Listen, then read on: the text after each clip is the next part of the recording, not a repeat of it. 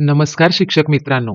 यापूर्वी आमच्या या YouTube चॅनलवर 26 जानेवारी प्रजासत्ताक दिनानिमित्त एक अँकरिंग स्क्रिप्ट घातला होता. तो आमच्या शिक्षक मित्रांना खूप आवडलेला आहे. त्याच्या भरघोस प्रतिसादानंतर आम्ही 26 जानेवारी निमित्त आज शिक्षक मित्रांसाठी एक भाषण सुद्धा घातलं होतं. त्याला सुद्धा भरपूर प्रतिसाद मिळाला आहे. त्यानंतर येणाऱ्या कमेंट्सवरून जी भाषणाची मागणी होती त्या टॉपिकवर एक भाषण सुद्धा आता बनवण्यात आलं आहे. 26 जानेवारी प्रजासत्ताक दिनानिमित्त भाषण आणि भाषणाचं टायटल आहे माझे एक पाऊल म्हणजे संविधानाचे पाऊल. मित्रांनो, हे भाषण का खास आहे हे तुम्हाला या ठिकाणी सांगूया. तर हे भाषण इतरांपेक्षा नक्कीच वेगळं आहे, कारण सामान्य भाषणे फक्त इतिहासावर असतात, पण हे भाषण 2026च्या वास्तवावर आधारित आहे. भारत माझा महान आहे असं म्हटलं नसून देशाला पोखरणाऱ्या भ्रष्टाचार आणि महिला सुरक्षितेच्या गंभीर प्रश्नावर एक पाऊल माझं कसं असेल यावर भाषण आहे. आणि हे भाषण शेवटपर्यंत का ऐकायचं आहे, तर जो तुमच्या श्रोतांना केवळ टाळ्या वाजवायला लावणार नाही, तर त्यांना अंतर्मुख करून एक नवी प्रेरणा देणारं हे भाषण आहे. गर्दीत तुम्ही नक्कीच उठून दिसण्यासारखं हे भाषण आहे. तर मित्रांनो, हे भाषण तुम्ही लिहून घेत बसला तर नक्कीच 2 ते 3 तास वेळ जातो आणि इतका वेळ आम्हा शिक्षक मित्रांजवळ किंवा एका महाविद्यालयीन विद्यार्थ्यांजवळ किंवा एका प्रौढ नागरिकांजवळ आजच्या धावपळ युगात तर नक्कीच नाही. मग त्यासाठी आम्ही या स्क्रिप्टला तुम्हाला PDF मध्ये अवेलेबल करून देण्यासाठी या स्क्रिप्टची किंमत अत्यंत कमी आणि ऑफरमध्ये फक्त ₹49 ठेवण्यात आले आहोत आणि याचं लिंक तुम्हाला डिस्क्रिप्शनमध्ये मिळेल. तिथं पे केल्या केल्या तिथंच तुम्हाला डाउनलोडचा ऑप्शन मिळेल आणि ते भाषण तुम्ही डाउनलोड करून प्रिंट काढून तुम्ही तुमच्या कार्यक्रमात वापरू शकता. मग या भाषणात तुम्हाला मिळेल काय, तर दमदार प्रस्तावना आहे, सद्यस्थितीवर प्रहार करणाऱ्या तुलनात्मक कविता आहेत, संविधानाचे महत्त्व सांगणारी एक नवीन प्रेरणादायी गोष्ट आहे आणि तरुणांना ऊर्जा देणारा एक संदेश सुद्धा आहे. मित्रांनो, आणि या भाषणाचा एक विशेष असा शेवट आहे. कॉल टू ॲक्शन होतो, म्हणजेच जो तुमच्या श्रोतांना फक्त टाळ्या वाजवायला लावणार नाही, तर त्यांना काही क्षण विचार करायला लावणारा हा शेवट आहे. मित्रांनो, अत्यंत कमी खर्चात तुम्हाला एक्सपर्ट रायटिंग मिळवून देणे हाच आमचा उद्देश आहे. बाजारात अशा स्क्रिप्टसाठी नक्कीच ₹300 ते ₹400 आकारले जातात, पण आम्ही ही सेवा प्रत्येक विद्यार्थी, शिक्षकांपर्यंत पोहोचावी आणि त्या पलीकडे तुमच्या शब्दातून, तुमच्या आवाजामार्फत ती समाजाच्या प्रत्येक तळापर्यंत पोहोचावी या उद्देशाने याची किंमत आम्ही फक्त ₹49 ठेवलेला आहोत. चला तर मित्रांनो, अशाच दर्जेदार कंटेंटसाठी ऑर्डर करा किंवा एखादी स्पर्धा जिंकायची असेल, तुमच्या ऑर्डरप्रमाणे आम्ही भाषण तयार करून देऊ किंवा सूत्रसंचालन स्क्रिप्ट सुद्धा बनवून देऊ. त्यासाठी या WhatsApp नंबरला संपर्क साधा. तुमच्या ऑर्डरनुसार तुम्ही दिलेल्या वेळेत, योग्य चारोळ्या वापरून तुमचं भाषण, तुमचा आवाज प्रेक्षकांपर्यंत पोहोचवण्याची हमी आम्ही घेतो. चला तर जास्त उशीर नको करायला. एवढं मात्र लक्षात ठेवा, की हे भाषण इतरांपेक्षा नक्की वेगळं आहे आणि मित्रांनो, खरेदी करायच्या आधी हे भाषण एकदा पूर्णपणे ऐका, जेणेकरून तुमचे ₹49 हे वाया जाणार नाहीत. 26 जानेवारी प्रजासत्ताक दिनानिमित्त भाषण. माझे एक पाऊल म्हणजेच संविधानाचे पाऊल. शब्दात मावेना शौर्य ज्यांचे, कार्यात दिसे ज्यांची महानता.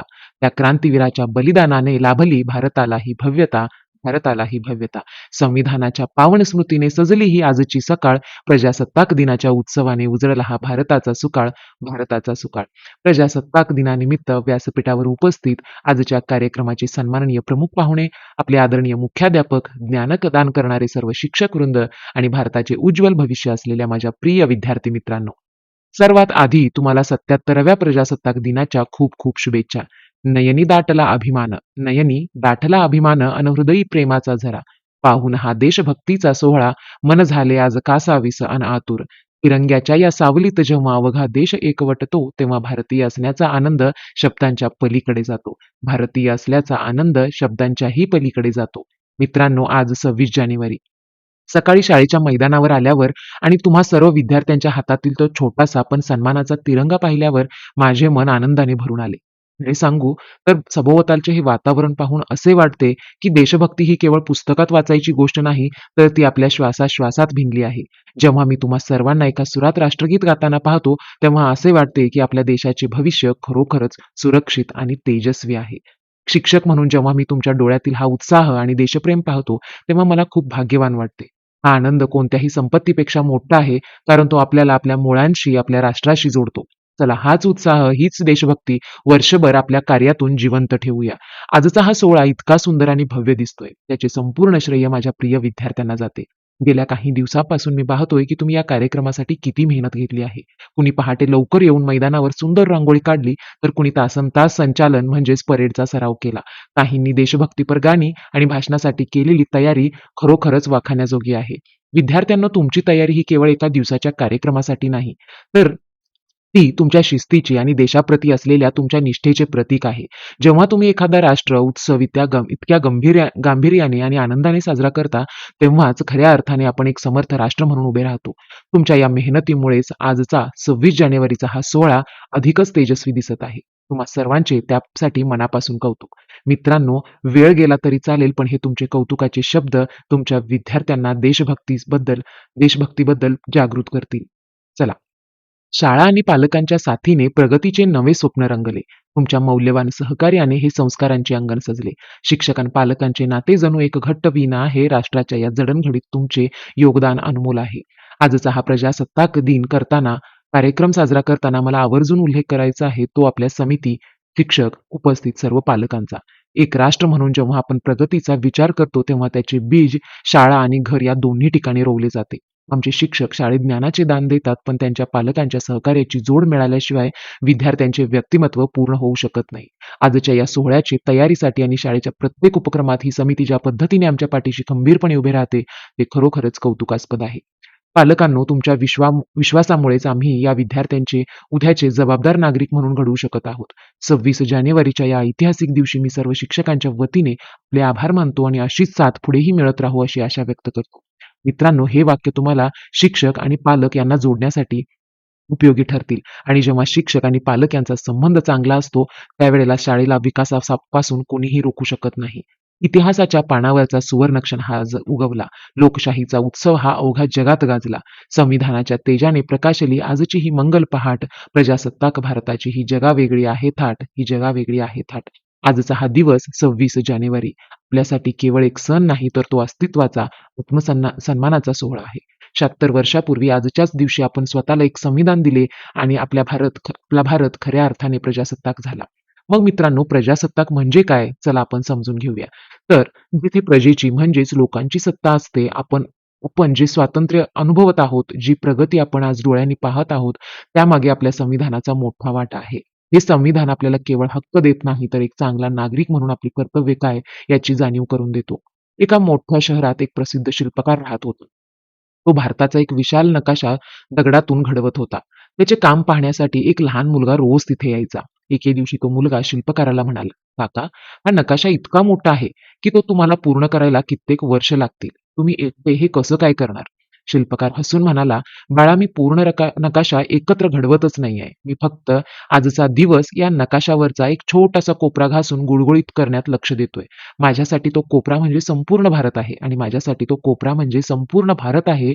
हे वाक्य या ठिकाणी तुम्ही लक्ष देऊन ऐका. काही दिवसांनी त्या शहरात मोठा पाऊस आला. रस्त्यावर सगळीकडे चिखल झाला. तोच लहान मुलगा शाळेत जात असताना त्याला रस्त्यावर एक दगड दिसला, ज्यावरून लोक अडखळून पडत होते.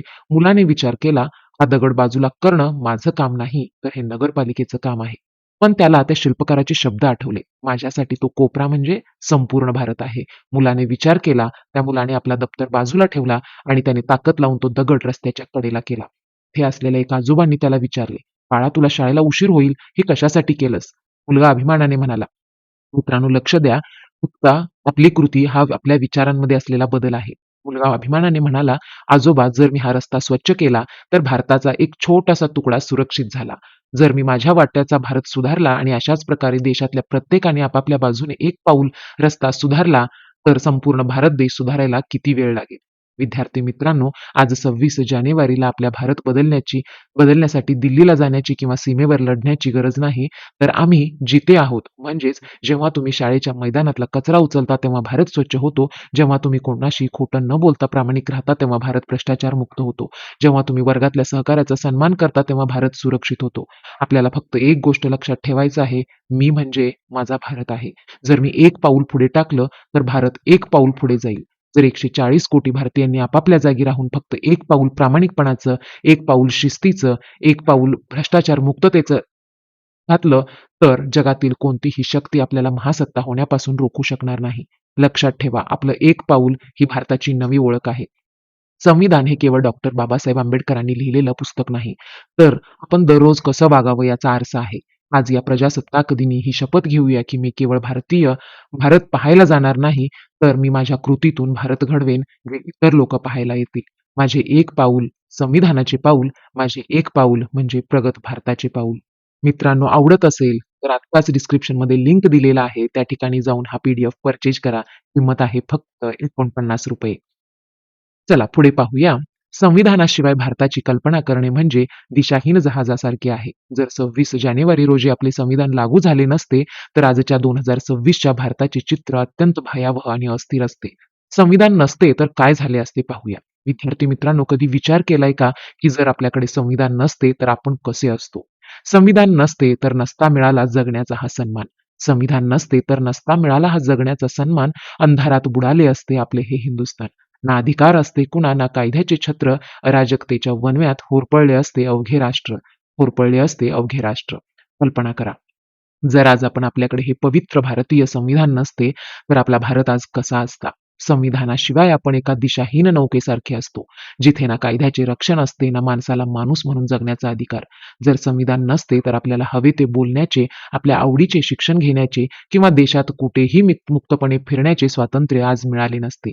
ज्याची लाठी त्याची म्हैस या न्यायाने बलवानांनी गरिबावर आणि वंचितावर अन्याय केला असता. जाती धर्माच्या भिंती इतक्या उंच असत्या की एक राष्ट्र म्हणून आपण कधीच उभे राहू शकलो नसतो.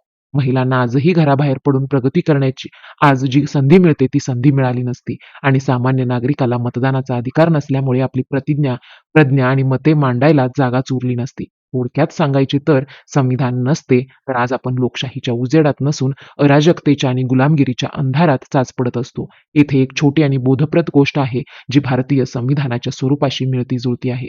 मित्रांनो, आपल्या समोर जे प्रेक्षक बसले आहेत त्यांच्या विचारांना योग्य अनुसरून तुम्हाला जर भाषण असेल तर हे भाषण अत्यंत योग्य आहे.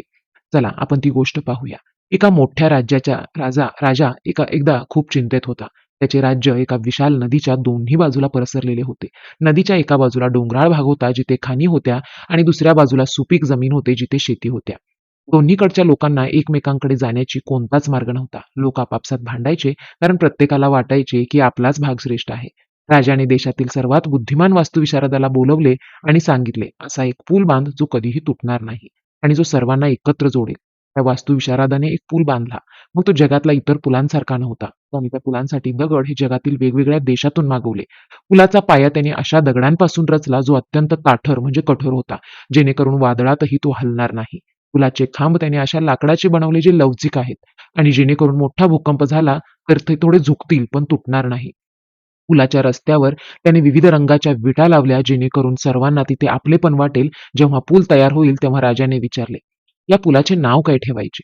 वास्तुविशारद म्हणाला, महाराज, या पुलाचे नाव आहे संविधान. हा केवळ दगडमातीचा पूल नाही तर विचारांचा पूल आहे. जशी गोष्ट आहे तसेच आपली भारतीय संविधान आहे. मित्रांनो, आपण जर पायाबद्दल विचार केला तर पुलाच्या पायासारखे आपले संविधान न्याय आणि समता या मूल्यांवर ठाम आहेत, जे कुणीही बदलू शकत नाहीत. पुलाच्या खांबाप्रमाणे आपले संविधान लवचिक आहे. काळाप्रमाणे त्यात दुरुस्ती करू शकतो. विविधता, फुलांवरच्या विविध रंगांच्या विटाप्रमाणे आपल्या संविधानाने अनेक जाती, धर्म आणि भाषांच्या लोकांना एकत्र गुंफले आहेत. जर हा संविधानाचा पूल नसेल तर देश पुन्हा तुकड्यांमध्ये विभागला जाईल. या पुलाची काळजी घेणे ही आपली खरी देशसेवा आहे. डॉक्टर बाबासाहेब आंबेडकर आणि संविधान समितीने दिलेले महान योगदान आहे. म्हणूनच आज 2026 मध्ये आपण एक समर्थ राष्ट्र, सार्वभौम राष्ट्र म्हणून जगासमोर ताठ मानेने उभे आहोत. मित्रांनो, विखुरलेल्या देशाला त्यांनी संविधानाचे सूत्र दिले, गुलामगिरीच्या काळोखात हक्कांचे नक्षत्र दिले. मित्रांनो, ही कविता तुम्हाला संविधानाचे महत्त्व सांगते. नव्हता सन्मान मानवाला, ना होती न्यायनीती, त्यांनीच शिकवली आम्हाला या जगात जगण्याची रीती. अस्पृश्यांच्या जगण्याला त्यांची सन्मानाची धार अस्पृश्यांच्या जगण्याला त्यांनी सन्मानाची धार दिली. अनवाणी चालणाऱ्या पावलांना विचारांची गती थोर दिली. शिका, संघटित व्हा आणि संघर्ष करा हा दिला मंत्र. जगाला अचंबित करणारे दिले सर्वश्रेष्ठ लोकतंत्र. कळलेच नसते आम्हाला काय असते मतदान. त्यांनीच ओळख करून दिली किती मोठे आहे हे दान. स्त्री असो वा पुरुष सर्वांना समान हक्क मिळाले. भीमरायांच्या लेखणीमुळे प्रगतीचे दरवाजे उघडले. केवळ कायदे मिळाले नाहीत, केवळ कायदे दिले नाहीत, तर जगण्याचे तत्वज्ञान दिले. भारताच्या मातीला त्यांनी समतेचे महान वरदान दिले. जोवर चंद्र सूर्य राहतील तोवर तुमचे उपकार स्मरू. तुमच्या या संविधानानेच आम्हाला भारताचे भविष्य घडू. आम्ही भारताचे भविष्य घडू. मित्रांनो, भारतीय संविधानाचे सर्वात मोठे वैशिष्ट्य म्हणजे हे जगातील सर्वात मोठे आणि सविस्तर लिखित संविधान आहे. जगातील इतर प्रगत देशांच्या तुलनेत नी अत्यंत दूरदृष्टीने प्रत्येक नागरिकाच्या हक्काने संरक्षण केले आहे. जिथे अनेक पाश्चिमात्य देशांना महिलांना मतदानाचा अधिकार देण्यासाठी दशकानुदशके लढा द्यावा लागला, तिथे भारताने संविधानाच्या पहिल्या दिवसापासून जात, धर्म, लिंगाचा कोणताही भेदभाव न करता प्रत्येक नागरिकाला प्रौढ मताधिकार देऊन सामाजिक क्रांती घडवून आणली. आपले संविधान ताठरही आहे आणि लवचिकही. म्हणजेच देशाच्या प्रगतीसाठी त्यात बदल करता येतात, परंतु त्याच्या मूळ ढाच्याला कोणीही धक्का लावू शकत नाही. ब्रिटनची लोकशाही, अमेरिकेचे मूलभूत अधिकार आणि आयर्लंडची मार्गदर्शक तत्त्वे अशा जगातील सर्वोत्तम विचारांचा संगम आपल्या संविधानात आढळतो. सर्वात महत्त्वाचे म्हणजे भारत हा एक धर्मनिरपेक्ष देश असून तेथे प्रत्येक धर्माला समान मान दिला जातो. जे जगातील इतर देशांमध्ये पाहायला मिळत नाही, ते संविधान आपल्या काश्मीरपासून कन्याकुमारीपर्यंत एकच नागरिकत्व देऊन भारतीय म्हणून एकत्र गुंफते. म्हणूनच जागतिक पटलावर भारताचे संविधान हे केवळ एक कायद्याचे पुस्तक नसून मानवतेचा आणि समानतेचा सर्वात मोठा जाहीरनामा ठरला आहे. 26 जानेवारी 1950 ला जेव्हा संविधान लागू झाले, त्याआधीच 2 वर्षे 11 महिने 18 दिवसांचा काळ हा केवळ चर्चेचा काळ नव्हता, तर तो एक मोठा त्यागाचा काळ होता. ही गोष्ट आहे त्यावेळच्या दिल्लीतील एका छोट्याशा बंगल्याची, जिथे मसुदा समितीचे अध्यक्ष डॉ. बाबासाहेब आंबेडकर राहत होते. रात्रीचे 2 वाजेपर्यंत त्यांनी खोलीतला दिवा विझत नसे. एके रात्री त्यांचे सहकारी त्यांना भेटायला आले. बाबासाहेबांची प्रकृती पाहून ते व्याकुळ झाले आणि म्हणाले, "बाबासाहेब, तुमची तब्येत ठीक आहे ना? तुम्ही विश्रांती का घेत नाही? संविधान तर उद्याही लिहिता येईल."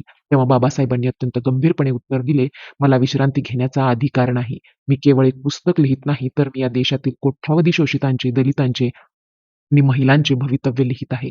माझ्या आयुष्यातील प्रत्येक मिनिट हा या देशाच्या स्वातंत्र्याला न्यायाचा आकार देण्यासाठी आहे. जर मी आज झोपलो तर या देशातील करोडो लोक पिढ्यानपिढ्या झोपलेलेच राहतील." त्या 2 वर्षे 11 महिने 18 दिवसांच्या काळात बाबासाहेबांनी जगातील 60 पेक्षा जास्त देशांच्या संविधानांचा अभ्यास केला. त्यांनी संविधानातील प्रत्येक शब्द सुलाखून काढला आणि जेणेकरून भविष्यात कोणत्याही भारतीयांवर अन्याय होणार नाही. या गोष्टीचा बोध आपल्याला मिळाले, की हे संविधान सहजासहजी मिळालेले नाही. ते एका महामानवाच्या रक्ताच्या पाण्याचे फळ आहे. जेव्हा आपण म्हणतो, की संविधान तयार व्हायला 3 वर्ष लागली, तेव्हा हे लक्षात ठेवा, की त्या प्रत्येक दिवसामागे या देशावरचे अपार प्रेम आणि कष्टाची पराकाष्ठा होती. आज 26 जानेवारी 2026 शाळेच्या या प्रांगणात डौलाने फडकणारा हा तिरंगा आणि तुमच्या डोळ्यांनी दिसणारी ही देशभक्ती पाहून ऊर अभिमानाने भरून येतो. पण मित्रांनो, केवळ उत्सव साजरा करणे म्हणजे देशप्रेम नव्हे. आज आपण एका अशा वळणावर उभे आहोत, जिथे आपला भारत महासत्ता होण्याचे स्वप्न पाहतोय. पण त्याच वेळी काही अंतर्गत शत्रू आपल्या देशाला पोखरत आहेत. एकीकडे आपल्याकडे महापुरुषांचे महान आदर्श आहेत, तर दुसरीकडे भ्रष्टाचाराचे कटू वास्तव आहे. हेच वास्तव मांडणारी एक छोटीशी कविता मी तुमच्यासमोर सादर करतो. एकीकडे माझा भारत एकीकडे माझा भारत आज अंतराळात झेपावतोय, नव्या युगाचे स्वप्न घेऊन जगाला साद घालतोय.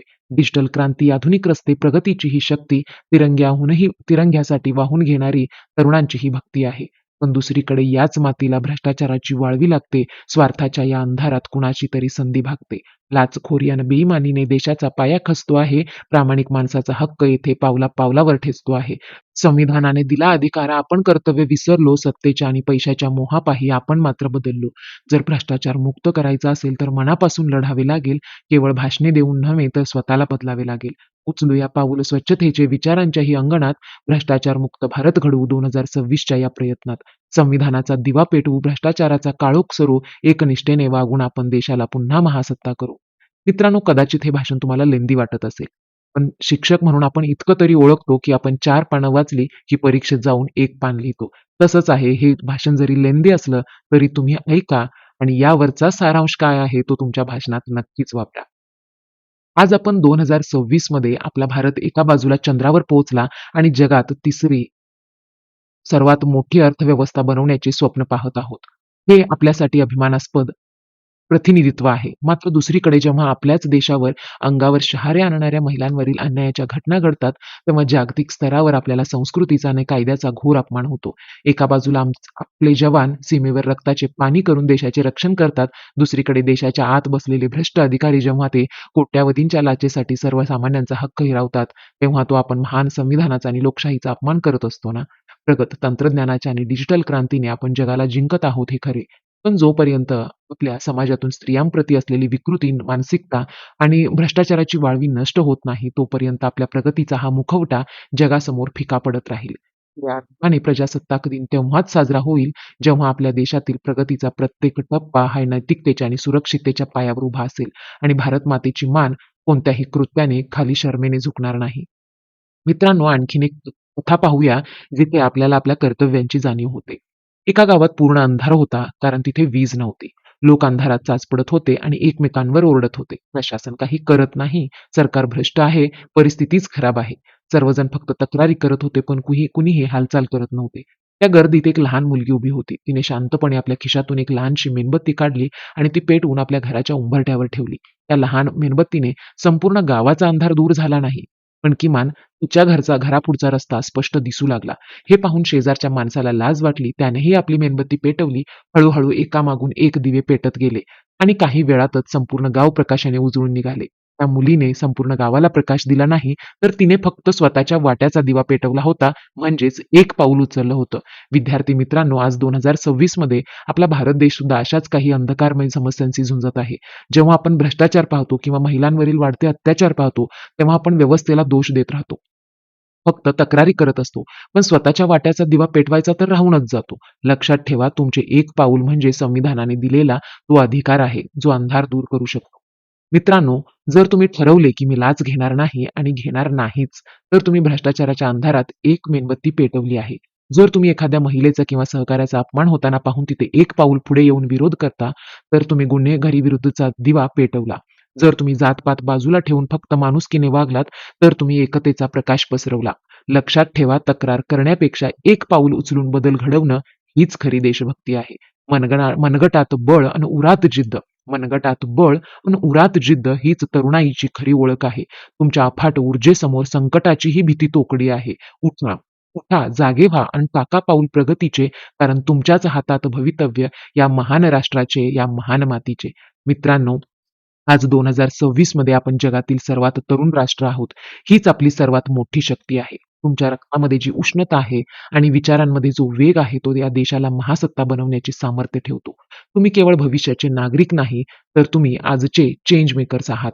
तुमच्याकडे असलेली ही प्रचंड ऊर्जा जेव्हा संविधानाच्या मार्गाने म्हणजे शिस्त, प्रामाणिकपणा आणि स्त्री सन्मानासाठी वापरली जाते, तेव्हा एक नवा भारत जन्माला येतो. केवळ पदव्या मिळवण्यासाठी धावू नका, तर काहीतरी नवीन निर्माण करण्यासाठी आपली बुद्धी वापरा. जेव्हा तुम्ही भ्रष्टाचाराला ना म्हणता किंवा एखाद्या छोटासा सामाजिक बदल घडवण्यासाठी एक पाऊल पुढे टाकता, तेव्हा तुम्ही खऱ्या अर्थाने प्रजासत्ताकाचा मान राखता.